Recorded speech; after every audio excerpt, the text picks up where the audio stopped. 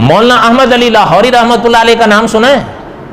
बोलो। मौलाना अहमद अली लाहौरी रहमतुल्लाह अलैह एक दफ़ा वहाँ तशरीफ़ ले गए थे, चूँकि हज़रत लाहौर में ही होते थे ना। ये बात मुझे कारी अब्दुल्ला याबी साहब रहमतुल्लाह अलैह ने बताई थी, ऐसे आमने सामने जैसे आप और मैं बैठे हैं। मौलाना अहमद अली लाहौरी रहमतुल्लाह अलैह ने जब वहाँ पर गए तो हज़रत को कश्फ हुआ, इसी दाता दरबार के हवाले से जो कुछ बयान किया, कश्फ हुआ। उस कश्फ के बाद हज़रत ने कारी अब्दुल्ला याबी साहब रहमतुल्लाह अलैह को बताया कि यहाँ हज़रत की कब्र नहीं है। ये बात मुझे कारी अब्दुल्ला याबी साहब ने बताई। फरमाया, हज़रत ने फरमाया यहाँ मुझे कश्फ हुआ है हज़रत का, यहाँ वजूद पाक नहीं। और यही बात आप हैरान होंगे साहिब क़ससुल अंबिया ने लिखी है कि हज़रत का वजूद पाक वहाँ है ही नहीं।